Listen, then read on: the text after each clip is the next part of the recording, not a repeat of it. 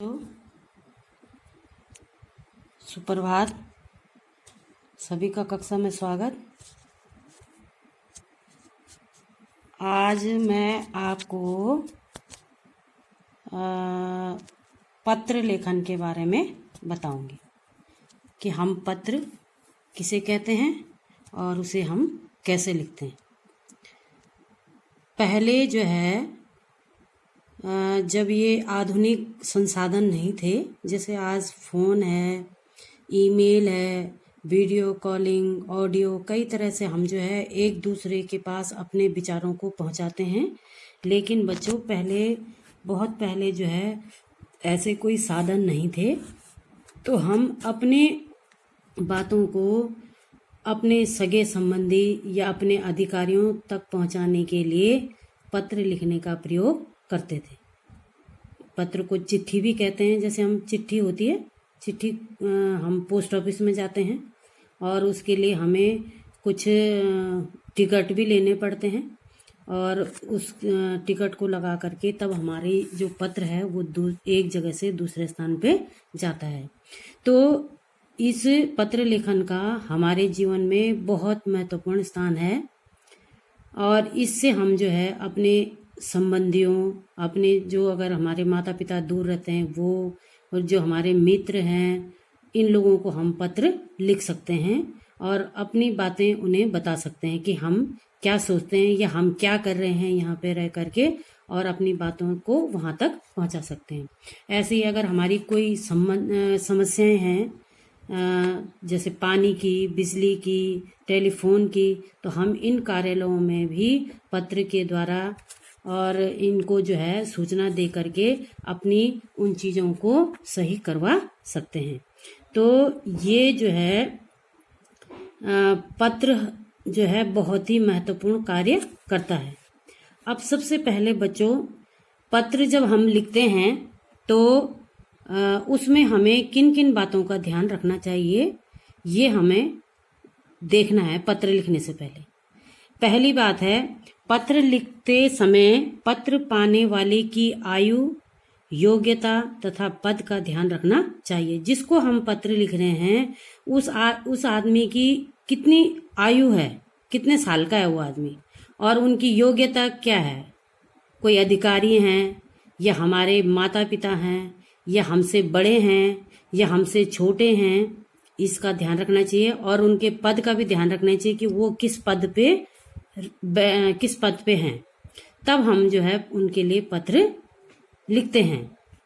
और दूसरा, जो हम पत्र लिख रहे हैं उसकी भाषा कैसी होनी चाहिए, सरल होनी चाहिए और प्रभावशाली होनी चाहिए। ऐसे नहीं कि हमने उसमें अनावश्यक बातें लिख दी और जब पत्र दूसरा आदमी व्यक्ति पढ़ता है तो उसकी समझ में वो कुछ भी नहीं आता है कि माने हम क्या कहना चाहते हैं उनसे।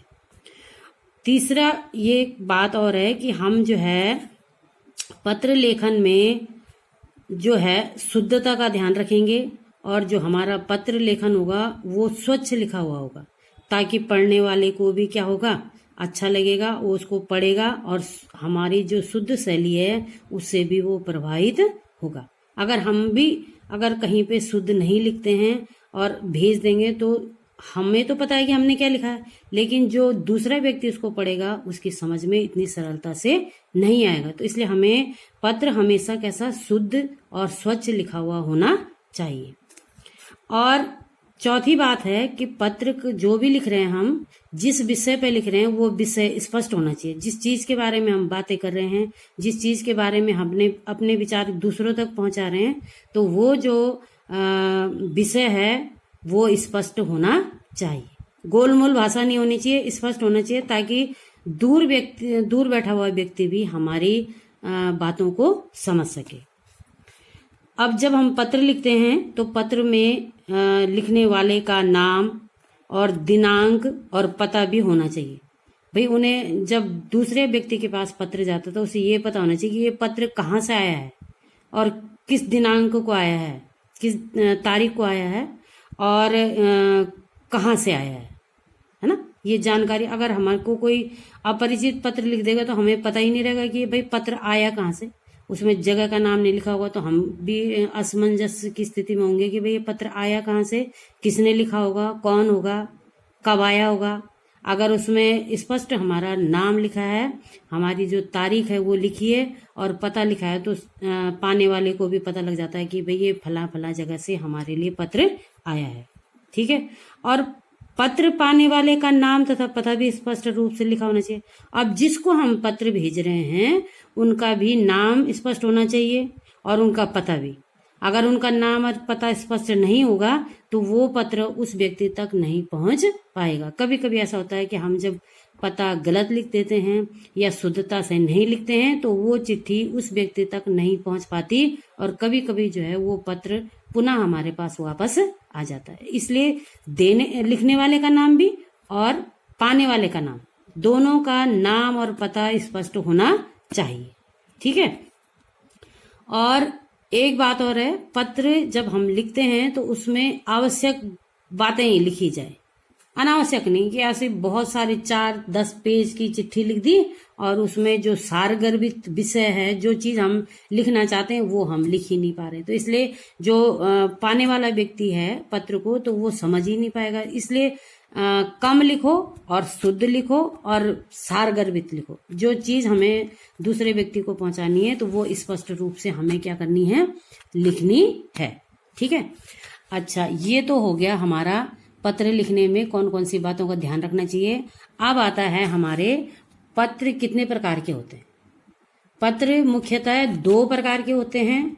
एक होता है औपचारिक पत्र और एक होता है अनौपचारिक पत्र। ठीक है। अब औपचारिक पत्र में क्या क्या आते हैं। औपचारिक पत्र में प्रार्थना पत्र लिखते हैं जैसे हम, तो प्रार्थना पत्र में जैसे हम अपने स्कूल में छुट्टी के लिए लिखते हैं, अवकाश के लिए, या हमें हमारी कोई बिजली पानी या अन्य चीज की कोई शिकायत है तो हम कार्यालय में लिखते हैं। और सुधार के लिए पत्र लिखते हैं, उसमें अगर हमने समस्या का शिकायत लिखी है तो हम उसको सुधार भी चाहते हैं, इसमें भी ये वाला पत्र औपचारिक में ही आता है। और ये पत्र जो है किस में आते हैं, औपचारिक पत्र में आते हैं। और इसमें कार्यालय पत्र भी आता है, जैसे हम किसी सरकारी अधिकारी को या विभाग को पत्र लिख रहे हैं तो वो भी औपचारिक पत्र में आता है।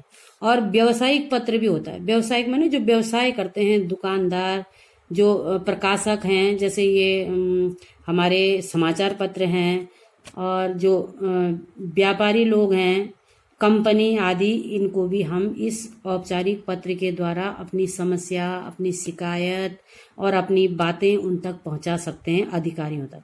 ठीक है। ये होते हैं औपचारिक पत्र, जिसमें नपी तुली भाषा लिखी जाती है और जो विषय हम चाहते हैं हम केवल वो ही वहां पर लिखते हैं। दूसरा पत्र होता है अनौपचारिक पत्र।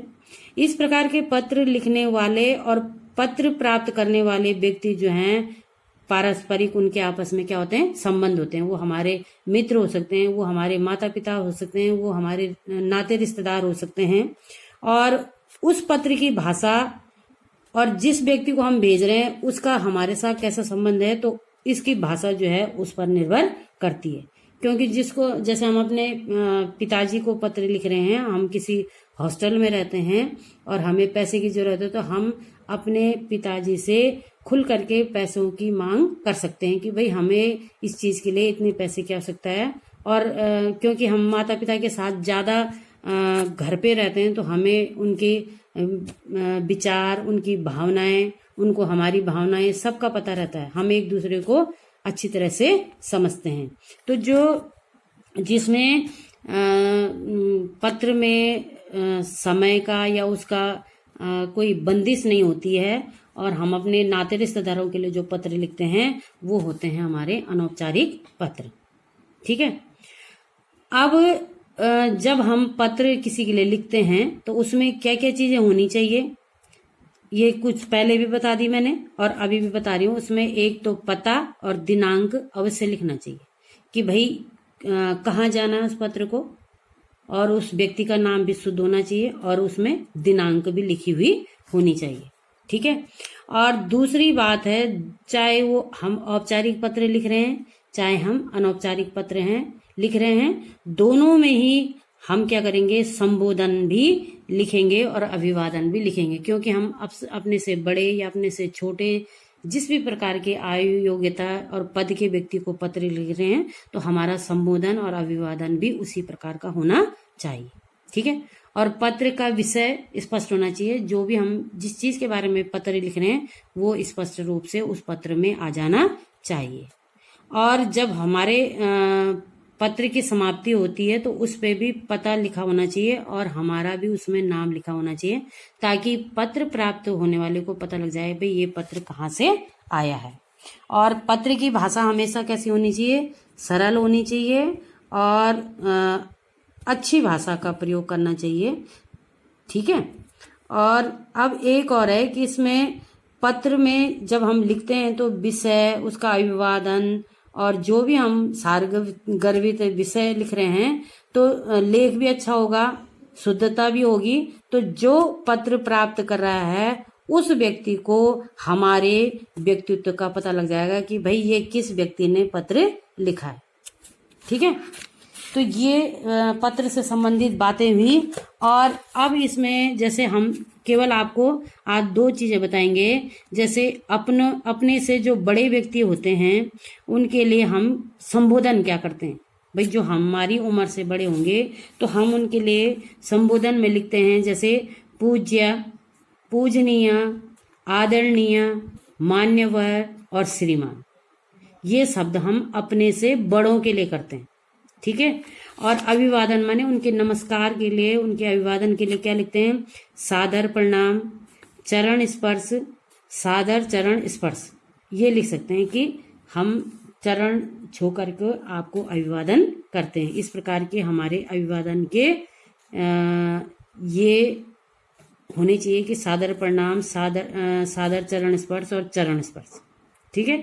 अब जब समाप्ति करेंगे हम पत्र की तो उसमें हम लिखेंगे आपका आज्ञाकारी या आपकी आज्ञाकारिणी। अगर लड़की लिख रही है तो आपकी आज्ञाकारिणी, आपका अनुज, आपका माने छोटा, आपकी अनुजा आपसे छोटी, और कृपा अंशी माने आपकी कृपा की आकांक्षा करने वाली। ये हम पत्र के अंत में लिख सकते हैं। और जो अपने से छोटे होंगे, अपनी उम्र से छोटे होंगे तो उनके लिए हम संबोधन कर सकते हैं प्रिय, चिरंजीव प्रिय, आयुष्मान, आयुष्मती, चिरंजीव। ये नाम भी लिख सकते हैं। उसके आगे उनका नाम चिरंजीव और उसके आगे उसका नाम लिख सकते हैं। और अभिवादन में क्या लिख सकते हैं? प्रसन्न रहो, शुभाशीष, शुभ आशीर्वाद और सुखी रहो। और जब हम पत्र की समाप्ति करेंगे तो उसमें लिखेंगे हम आखिर में तुम्हारा हितैषी, तुम्हारा शुभचिंतक, तुम्हारा अग्रज, या तुम जो भी लिख रहा है, तुम्हारा पिता, तुम्हारी माता, तुम्हारी बहन, तुम्हारी चाची, है ना, जो भी पत्र लिख रहे हैं अंत में हम वो लिखेंगे। तो आज मैंने आपको पत्र के बारे में बताया, पत्र किस प्रकार लिखेंगे, कितने प्रकार के होते हैं। और अभिवादन में हमने आपको बताया कि अपने से बड़े और अपने से छोटों के लिए किस प्रकार से पत्र में शुरुआत करते हैं और किस प्रकार समाप्ति में कौन से शब्द लिखे जाते, ये बताया मैंने आपको। कल हम आपको और पढ़ाएंगे इसके आगे। आज मैं आपको एक प्रार्थना पत्र लिखने के लिए देती हूँ। आप उस प्रार्थना पत्र को जो है क्या करेंगे कि अपने अध्यापक को, अपने प्रधानाचार्य से जो है आप 2 दिन के अवकाश के लिए प्रार्थना पत्र लिखेंगे। अपने प्रधानाचार्य जी को विद्यालय से आपको छुट्टी चाहिए 2 दिन की कोई आवश्यक कार्य के लिए, तो आप 2 दिन के आवश्यक कार्य के लिए 2 दिन के अवकाश के लिए अपने प्रधानाचार्य को क्या लिखेंगे? प्रार्थना पत्र लिखेंगे। और कल अगर जब आप प्रार्थना पत्र दिखाएंगे, जब मुझे लगेगा कि हाँ भाई ये बच्चों ने सही लिखा है, तो मैं कहूँगी कि मेरा जो पढ़ाया हुआ था वो आप लोगों की समझ में आ गया है। ठीक है। तो कल आप एक प्रार्थना पत्र लिखेंगे। कल इसकी और जानकारी मैं आपको कल फिर बताऊंगी। धन्यवाद।